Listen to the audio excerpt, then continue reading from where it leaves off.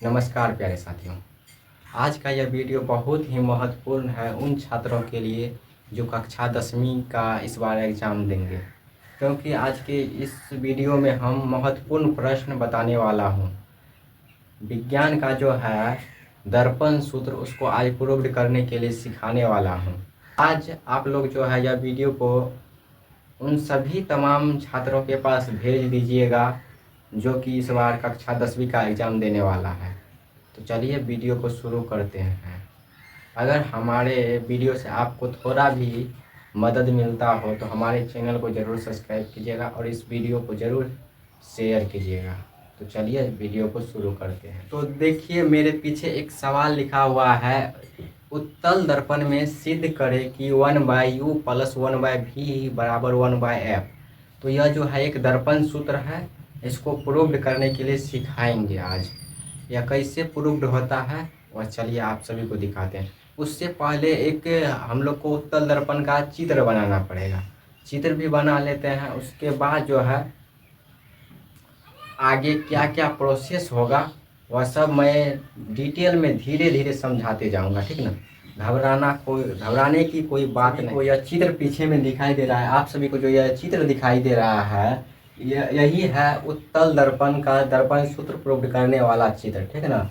उत्तल दर्पण का दर्पण सूत्र प्रूव्ड करने वाला यह चित्र है। अब इसमें क्या कैसे है सब अभी समझा देते हैं। इसमें जो है ना एक चीज़ लिखना होता है कि माना कि mn एक उत्तल दर्पण है।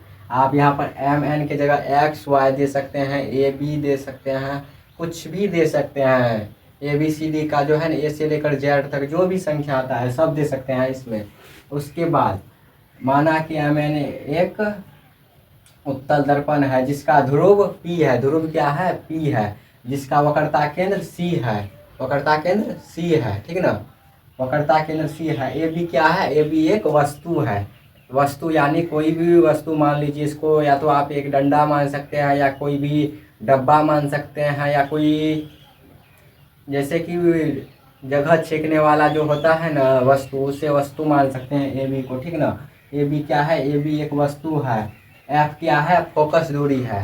एफ क्या है? फोकस दूरी है। जिसका काल्पनिक प्रतिबिंब क्या बन रहा है? ए डैश और बी डैश, मतलब कि दर्पण जो है ऐसे है, इसका काल्पनिक प्रतिबिंब इधर बन रहा है। किधर बन रहा है? इधर बन रहा है।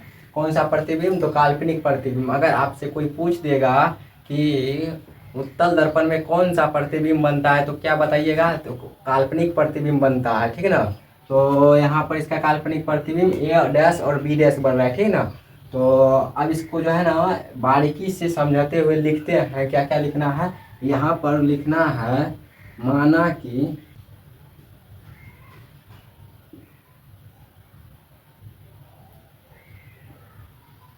माना कि mn एक उत्तल दर्पण है। mn एक क्या है? उत्तल दर्पण है। क्या है? mn उत्तल दर्पण है, ठीक ना। उत्तल दर्पण है जिसका वक्र ध्रुव P है।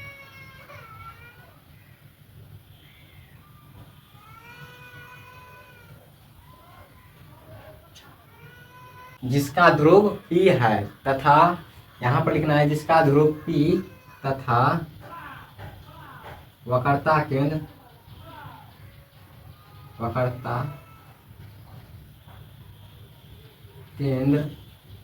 C है। C है। उसके बाद यहाँ पर एक फुल स्टॉप दे दीजिएगा क्योंकि यहाँ तक बात खत्म हो गया। क्या क्या है? mn एक उत्तल दर्पण है। कौन सा दर्पण है? mn एक उत्तल दर्पण है जिसका ध्रुव क्या है? जिसका जो बीच में है पॉइंट वो क्या है? ध्रुव है। ध्रुव क्या है? ध्रुव को P से सूचित किया जाता है। तो ध्रुव को P से सूचित किया जाता है तो ध्रुव क्या है? माना कि mn एक उत्तल दर्पण है जिसका ध्रुव P है तथा वक्रता केंद्र क्या है? C है। उसके बाद यहाँ तक पॉइंट खत्म हो गया। अब ये जो भाग बचल है, ये वाला भाग इसको लिखना है। ए बी एक वस्तु है। ए बी एक वस्तु है जिसका काल्पनिक प्रतिबिंब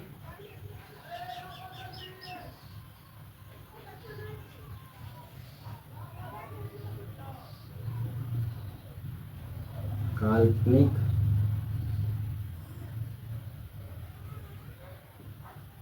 जिसका काल्पनिक प्रतिबिंब क्या है, जिसका काल्पनिक प्रतिबिंब ए डैश और बी डैश है, ए डैश और बी डैश। यहाँ पर आप जो है ना डैश यहाँ पर जो है ना लिखिर भी फाड़ सकते हैं, नहीं तो छोड़ भी सकते हैं, ताकि यह एक प्रकार का त्रिभुज बन सके, क्योंकि त्रिभुज का जरूरी है। जिसका काल्पनिक प्रतिबिंब क्या है, जिसका काल्पनिक प्रतिबिंब ए डैश और बी डैश है, ठीक ना, ए डैश और बी डैश। या तो आप ऐसे लिख सकते हैं A dash comma B dash है, ठीक है ना, A dash comma B dash, B dash है। ए डैश और बी डैश दर्पण के ध्रुव और वक्रता केंद्र, दर्पण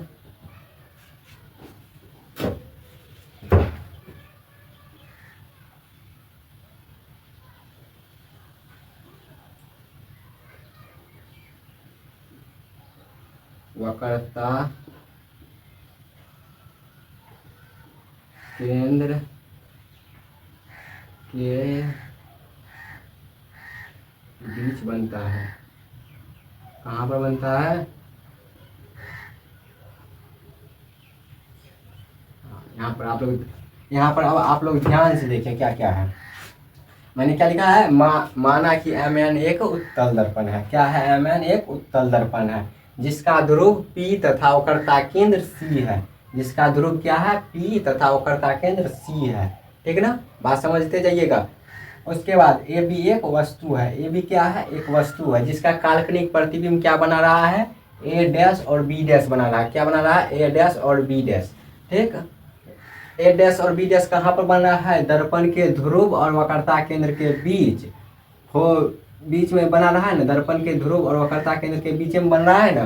तो ये यही लिखे हैं कि दर्पण के वक्रता केंद्र और दर्पण के ध्रुव और वक्रता केंद्र के बीच बनता है। अब इसको देखिए क्या करना है, यहाँ पर देखिए आप सभी बढ़िया से ए बी और सी, यहाँ पर देखिए यह एक त्रिभुज बन रहा है। आप सभी देखिए तो एक प्रकाश इधर से जा रहा है यहाँ तक, तो यह एक त्रिभुज तो बन गया।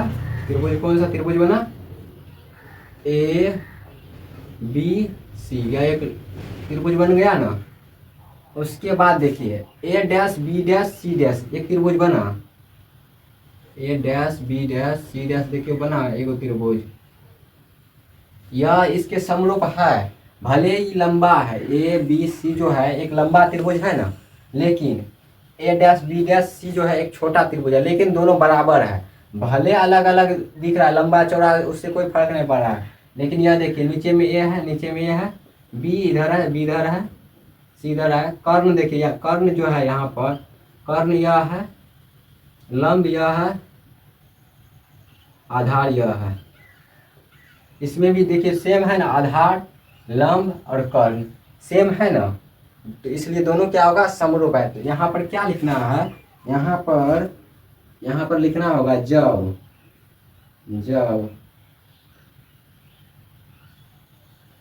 त्रिभुज ए बी सी समरूप का चिन्ह दे दीजिएगा, ए डैश बी डैश सी में, ठीक। यहाँ पर यह दे दीजिएगा।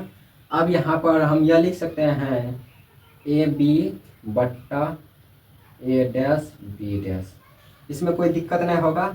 उसके बाद ए सी बट्टा ए डैश सी, ठीक ना, इसको समीकरण 1 मान लेते हैं। चलिए अब ये समझ में नहीं आया होगा कि हम ऐसा ही क्यों लिखे, ठीक है ना। अभी आप लोग को समझाते हैं कि ए बी बट्टा ए डैश और बी डैश कैसे लाए और ए सी और ए डैश सी कैसे लाए। यहाँ पर देखिए क्या है, लंब है ए बी है, लंब क्या है, ए और बी है, तो ए बी ले लिए इसका लंब, और इसका लंब क्या है, ए डैश और बी डैश है, ए डैश और बी डैश, ठीक। लंब और आधार ही लेना है, क्या लेना है, लंब ले लिए। अब इसका क्या लेना है, आधार लेना है। आधार क्या है, ए सी है, आधार बराबर का चिन्ह दे दीजिएगा, ए सी लेना है, ठीक है ना। कर्ण का जरूरी नहीं पड़ता है, लंब और आधार का ही जरूरी पड़ेगा। इसका ए सी, इसका ए डैश सी ले ली, ठीक है ना, क्योंकि इसी से फार्मूला निकलने वाला है। ऊपर में तो कहीं पर भी देखिए, इसलिए हम कर्ण नहीं लिए थे क्योंकि ऊपर में कोई भी मान नहीं दिया गया है। जैसे बी सी लेते तो इसमें कोई भी, जैसे यहाँ पर नीचे में यू दिया है, बी दिया है, एफ दिया है, आर दिया है, इसका मान ऊपर में नहीं दिया गया है कि बी सी से बी से पी तक का इतना मान होगा, ठीक है ना। इसलिए हम लंब और आधार ही लिए हैं। तो बात समझ में आ गया कि कहाँ से आया। तो ए बी लिए हैं, उसके बाद ए सी लिए हैं, ठीक है ना। तो लंब और आधार ही लिए हैं। अब चलिए समीकरण 1 हो चुका है, अब समीकरण दूसरा बनाते हैं। तो यहाँ पर फिर से लिखना है पुनः पुनः पुनः पुनः क्या करना है, पुनः में जो है अब कौन सा त्रिभुज लेंगे, यह देखिए ए बी सी तो ले लिए, ए डैश बी डैश सी ले लिए, तो अब यहाँ से ए बी पी ले लेते हैं, ए बी पी लेते हैं। तो यहाँ पर हाँ त्रिभुज ए बी पी, देखिए कहाँ पर है ए बी पी, तो यहाँ पर ए बी पी ऐसे त्रिभुज है। उसके बाद A dash B dash P dash लेते हैं, ये त्रिभुज ऐसे है, ठीक ना। अब बताइए आप लोग कि यह त्रिभुज दोनों समरूप है या नहीं, यह बताइए। यह सिर्फ उल्टा है, इसको अगर हम सीधा कर देंगे, मान लीजिए हम क्या कहते हैं, ये इसको और इसको समरूप मानेंगे, 3 और ये उल्टा है जो 3 लिखा है इसको समरूप मानेंगे, जरूर मानेंगे क्योंकि सिर्फ उल्टा लिखा गया। अगर इसको इसके रूप में देंगे तो यह भी 3 ही कहलाएगा, ठीक है ना। उसी प्रकार से अगर इसको हम इधर कर देते हैं तो यह भी समरूप हो जाएगा। समरूप हो जाएगा तो इसका भी, यह भी एक त्रिभुज बन जाएगा। एगो ये त्रिभुज हो गया, एगो ये त्रिभुज हो गया, क्योंकि इसका कहीं पर मैच नहीं कर रहा है तो यह त्रिभुज नहीं बनेगा, ठीक ना। तो अब सब में यहाँ पर क्या लिखना है, त्रिभुज ए बी पी समरूप का चिन्ह दे देंगे। इसको क्या कहते हैं, समरूप का संबल कहिए या चिन्ह कहिए। उसके बाद ए डैश, यहाँ पर पहले त्रिभुज का चित्र बनाइए, त्रिभुज ए डैश बी डैश पी में, ठीक पी में। तो उसके बाद क्या करना है,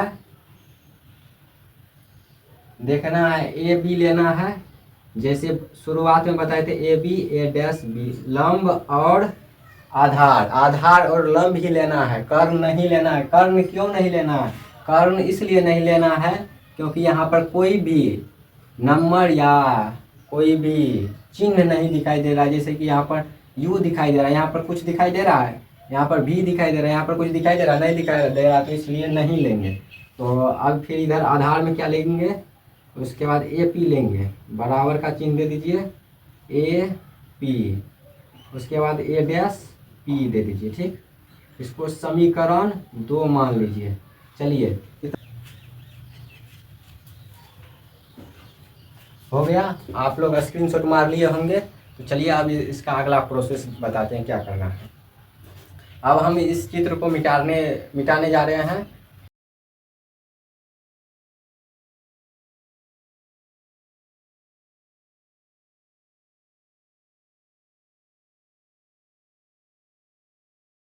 लाइट थोड़ा सा कट चुका है, घबराने का कोई बात नहीं है, वीडियो कंटिन्यू रहेगा।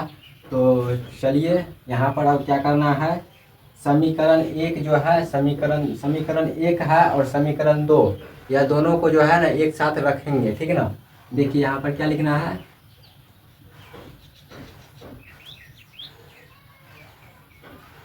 देखिए यहाँ पर लिखना है समीकरण 1 तथा समीकरण 2 से। यहाँ पर आप लोग यह देखिए कि समीकरण 1 और समीकरण 2 में कुछ आप लोग को बात कॉमन दिखाई दे रहा है। ये हम ही बताते हैं कौन सा बात कॉमन है दोनों में, समीकरण 1 और समीकरण 2। यह है समीकरण 1, यह है समीकरण 2, ठीक। यहाँ पर देखिए ए बी बटा ए डैश बी है, यहाँ पर भी है ए बी बट्टा ए डैश बी डैश है ना। यहाँ पर क्या है ए बी बट्टा ए डैश बी डैश, यहाँ पर क्या है ए बी बट्टा ए डैश बी डैश। तो यह दोनों कट सकता है, यह दोनों कट जाएगा, तो दोनों सेम है तो दोनों कट जाएगा। अब कहिएगा यह दोनों क्यों नहीं कटेगा, यहाँ पर देखिए सी है, यहाँ पर क्या है पी है, सी है, पी है, ठीक है ना। तो अब यहाँ पर चलिए ए सी और ए पी वाला को लिखते हैं, ठीक। नहीं तो आप चाहते हैं तो पूरा लिख देते हैं, ए बी बटा ए डैश बी डैश, थोड़ा सा लंबा हो जाएगा और क्या है। और इसके बाद यहाँ पर क्या है, ए सी बटा ए डैश सी है। और इसके अंदर क्या है, ए बी बटा ए डैश बी डैश बराबर ए पी बटा ए डैश, ठीक। इसको यहाँ से काट दीजिए, इसको यहाँ से काट दीजिए, तो बचा क्या है, ए सी बराबर में दे दीजिए ए सी बटा ए डैश सी बराबर ए पी बटा ए डैश पी, ठीक। यह बचा। तो अब इसको क्या करना है, एक नंबर के चित्र में आप लोग को, चित्र तो हम मिटा दिए यहाँ पर, लेकिन हम बना लेते हैं चित्र, आप सभी को समझाने के लिए यहाँ पर चित्र बनाना ही पड़ेगा, ठीक है ना।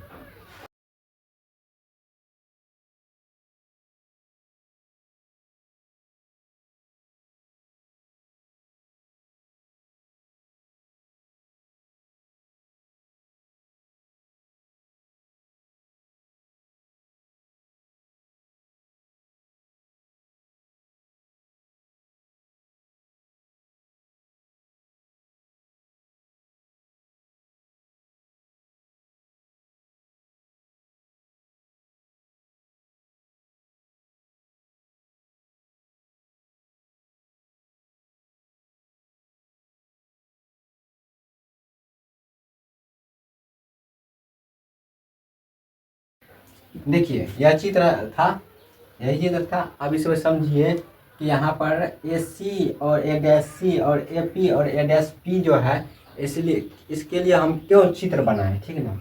यह बात आप लोग अच्छे से समझा देते हैं, यह बात आप सभी को। ए सी जो है, ए सी कहाँ पर है, इसको पहले मिटा देते हैं।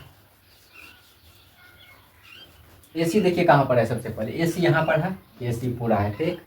अब इसमें हमको क्या प्रूव करना था, दर्पण सूत्र प्रूव करना था।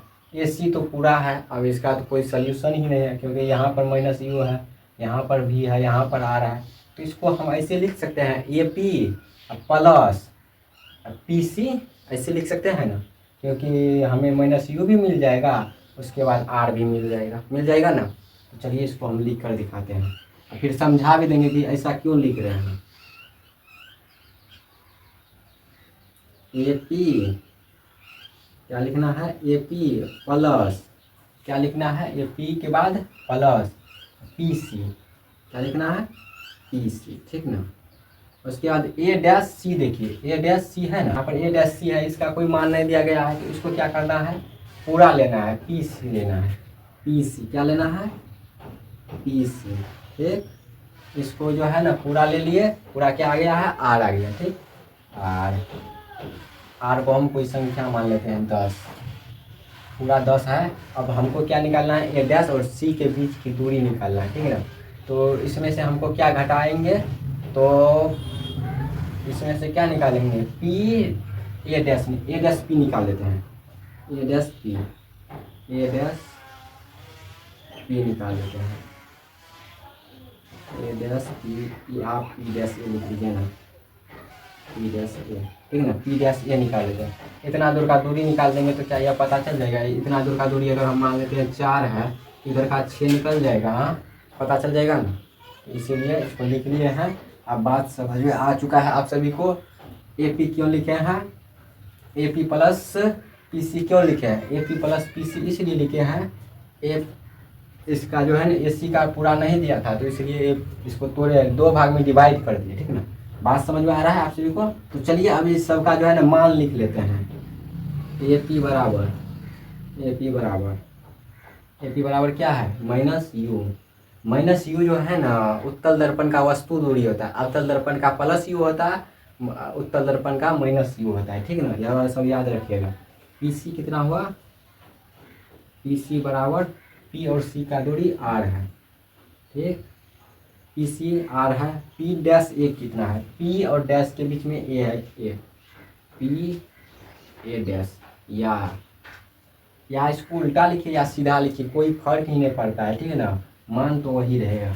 चलिए अब ये सब जो मान लिखे हैं ये मान को यहाँ पर बैठा देते हैं। ए पी का मान माइनस यू, तो माइनस यू बैठाएंगे प्लस पी सी का आर है, ठीक, बटे में पी सी कितना है आर है, माइनस पी डैश ए कितना है भी है, बराबर ए पी कितना है माइनस यू है, ए डैश पी कितना है ए डैश पी, या इसको ऐसे भी लिख सकते थे ए डैश पी या पी डैश ए, इसको क्या मानेंगे भी। अब इसको जो है ना क्रॉस मल्टीप्लाई तो आप सभी को आता ही होगा कि कैसे क्रॉस मल्टीप्लाई करते हैं, गुना, ऐसे इसको कोना मासी तो गुना करने के लिए आता ही होगा ना, इसको इधर क्रॉस मल्टीप्लाई करेंगे तो क्या होगा माइनस यू भी उसके बाद प्लस आर भी बराबर, ठीक, उसके बाद देखिए माइनस यू आर, उसके बाद माइनस माइनस प्लस यू भी, ठीक। अब ये जो माइनस यू भी है इधर प्लस में यू भी है, इसको अगर इधर भेजेंगे तो 2u भी हो जाएगा, यह एक फार्मूला बैठेगा, ठीक है ना।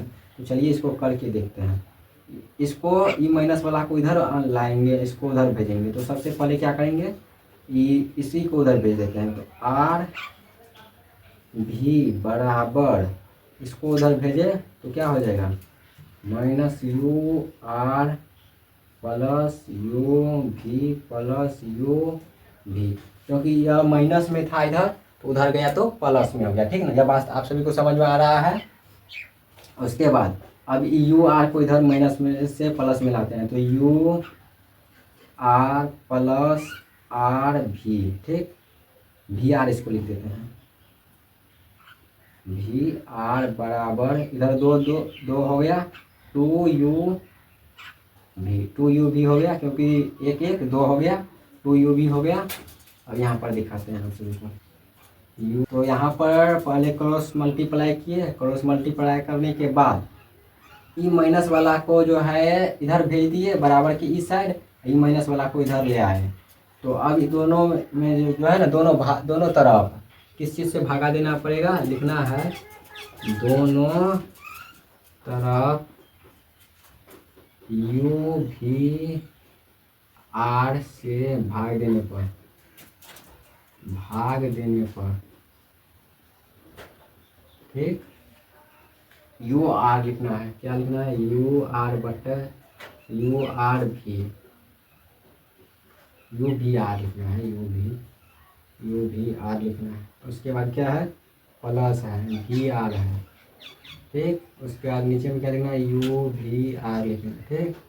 उसके बाद क्या है बराबर 2u आर, इसमें क्या लिखना है यू भी आर लिख दिए। अब देखते हैं कौन सा संख्या कट रहा है, मतलब कौन सा अक्षर कट रहा है। तो यहाँ पर देखिए ऊपर में यू आ रहा है, ये कट गया, नीचे में यू आर कट गया, तो 1/v प्लस यहाँ पर भी आ रहा है, भी आर कट गया 1/u बराबर, यहाँ पर देखिए 1/v प्लस 1/u आ गया है। अब इधर कटाते हैं, u भी है तो यू भी कट गया, तो यहाँ पर क्या बचा 2/r बचा, ठीक। एक फार्मूला आप लोग पढ़े होंगे f बराबर r/2, ठीक, यह फोकस दूरी का सूत्र है, ठीक ना। आप सभी कहीं न कहीं पढ़े होंगे कि f बराबर r/2 होता है, ठीक ना। तो इसको अगर हम f को उल्टा करते हैं 1/f लिखते हैं, 1/f अगर इसको लिखेंगे तो इस 2 को ऊपर भेज देंगे या नीचे में क्या लिख देंगे r लिख देंगे, तो इसके बदला में यह आ जाएगा, ठीक है ना। अगर f को अगर आप लोग उल्टा करते हैं, ठीक ना, f को अगर 1/f लिखते हैं तो ई भाग भी जो है ना उल्टा होगा, तो 2 ऊपर चले जाएगा नीचे। तो यहाँ पर क्या मिल रहा है अपना लोग को 2/r 1/v प्लस 1/u बराबर, यहाँ पर 1/ क्या है f है, तो पहले f अगर लिखेंगे तो r/2 करना पड़ेगा, लेकिन यहाँ पर 1/f बराबर 2/r होता है। आप लोग अगर कहीं पर पढ़ते हैं अपने टीचर अपने शिक्षक से जो है ना पूछ सकते हैं कि क्या 1/f बराबर 2/r होता है, तो वह बोलेगा जी हाँ होता है। तो चलिए यहाँ पर 1/f लिख देते हैं, ठीक। अब यहाँ पर आप सभी के दिमाग में एक बात आ रहा होगा कि यहाँ पर 1/u आगे नहीं है, तो इसको हम प्लस में है तो आगे पीछे कर सकते हैं, माइनस में रहता थोड़ा दिक्कत होता, ठीक है ना। तो इसको हम आगे कर लेते हैं, 1/u प्लस 1/v बराबर 1/f। क्या हो गया अपना, प्रूव्ड हो गया, ठीक है ना।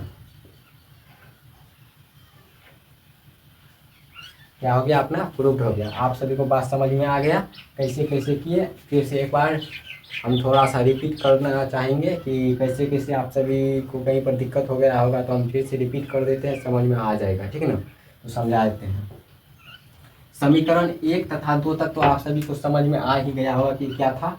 तो समीकरण 1 और 2 को यहाँ पर क्या कर दिए थे, लिख दिए थे। ये क्या है, समीकरण 1। ये क्या है, समीकरण 1। यह क्या है, समीकरण 2 है, ठीक है ना। बात समझ में आ रहा है। समीकरण 1 है, समीकरण 2। समीकरण 1 में यह कॉमन है और यह कॉमन है, तो दोनों को कटा दिए। उसके बाद ये क्या किया, ए और सी जो है, या जो नहीं कट रहा था उसको लिख दिए। आप सभी को समझ में आ गया, लिख दिए। उसके बाद ए सी को क्यों यहाँ पर तोड़े हैं, ए सी को इसलिए तोड़े हैं ताकि ए सी का पूरा मान नहीं दिया है। अगर जिसका पूरा मान नहीं दिया है तो उसको तोड़ कर ही लिखना पड़ता है। तो ए सी को किस किस चीज़ में तोड़े हैं, ए सी को ए पी और पी सी में तोड़े हैं। ए पी में इसलिए तोड़े हैं कि ए पी का मान मुझे पता है और पी सी का मान भी हमें पता है, ठीक ना। तो A P plus P C लिखे हैं। उसके बाद नीचे में ए डैश सी जो है उसको भी तोड़ दिए, क्योंकि उसका भी मान हमें पता नहीं है। उसका मान कैसे तोड़े, पी सी लिखे पहले। पी सी यहाँ से जो है ना, ध्रुव और वक्रता केंद्र जो है, इन दोनों का मान मुझे पता है आर होता है, लेकिन ए डैश सी का मान नहीं पता है, तो पूरा लिख दिए तो आर हो गया। तो आर घटा हम भी कर सकते हैं। इतना दूर अगर हम निकाल लेंगे भी, आर में से अगर हम भी निकाल लेंगे तो क्या ए डैश सी का मान पता चल जाएगा। मान लीजिए आर को हम 5 मान लेते हैं, इसको हम 2 मान लेते हैं, भी को 2 मान लेते हैं, तो 5 में से 2 गया, 3 बचा, तो इसका मान 3 निकल गया। बात आप सभी को समझ में आ रहा है। उसके बाद इसको कुछ नहीं किए, इसको कोई भी छेड़खानी नहीं किए। इसको इसलिए छेड़खानी नहीं किए थे, इसका मान जो है ना ए पी का मान दिया गया है, ए डैश पी का मान भी दिया गया, ठीक। अब इस सब का मान यहाँ पर हम लिख दिए हैं, यहाँ पर जो इसका मान लिख दिए हैं आप सभी को, ठीक है ना। किसका क्या होता है, माइनस यू किसका होता है, उत्तल दर्पण का वस्तु दूरी को किस चीज़ के द्वारा सूचित किया जाता है, उत्तल दर्पण में माइनस यू के द्वारा सूचित किया जाता है।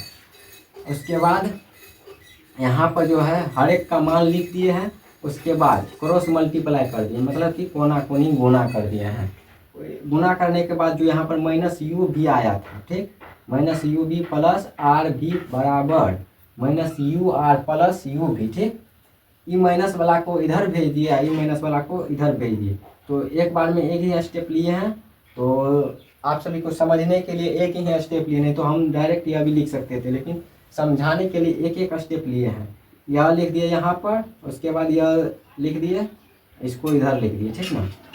फिर अगला स्टेप में क्या किए हैं, यू आर लिख दिए हैं, इसको जो है आगे कर दिए हैं। उसके बाद भी इसी को जो है ना थोड़ा आगे पीछे उल्टा करके लिख दिए हैं, भी आर बराबर, इन दोनों को जोड़ दिए हैं, ठीक है। क्या कर दिया, इन दोनों को जोड़ दिए हैं, तो 2u भी हो गया। और उसके बाद यहाँ पर जो हमको प्रूफ करने के लिए कह रहा था, भी यू भी एफ, लेकिन हम यहाँ पर क्या किस चीज़ से भागा दिया है, आर से दिया है। आर से किस लिए दिए हैं, क्योंकि यहाँ पर आर मैच कर रहा है। यहाँ पर भी देखिए आप सभी आर मिल रहा है, तो आर से हमको कटाना पड़ता है, ठीक है ना। आर एक फार्मूला में भी मिला है, इसलिए आर को जो है ना हटाएंगे तभी फार्मूला पर बैठेगा। तो यहाँ पर क्या दिया है, यू भी आर से भाग देने पर, दोनों तरफ यू भी आर से भाग देने पर, दोनों तरफ यू भी आर से क्यों भाग दिया है, क्योंकि इसमें यू भी कहीं पर कट जाता, कहीं पर आर भी कट जाता, कहीं पर यू आर कटता, कहीं पर भी आर कटता, तो कुछ अगला प्रोसेस में चल जाता। तो यहाँ पर यू आर कटा तो 1/v आ गया, यहाँ पर भी आर कटा तो 1/u आ गया, यहाँ पर 2u था, यू भी था तो यू भी कट गया, तो यहाँ पर क्या बचा 2r। 2r किस चीज़ का फॉर्मूला होता है, तो f बराबर r/2 होता है। आप लोग अगर पढ़े होंगे तो जो है ना फोकस दूरी का यह सूत्र है, f बराबर r/2, ठीक है ना। तो f को अगर आप उल्टा करते हैं 1/f लिखते हैं, तो 2 को भी उल्टा करना पड़ेगा, 2 को ऊपर लिखना पड़ेगा, r को नीचे लिखना पड़ेगा। तो फिर हमने इसको जो है ना सीधा करके लिख दिए हैं। बात समझ में आ गया है। तो तो यह वीडियो आप सभी को कैसा लगा ज़रूर कमेंट कीजिएगा। तो धन्यवाद, मिलते हैं अवतल दर्पण के पूर्व के साथ, तब तक के लिए जय हिंद।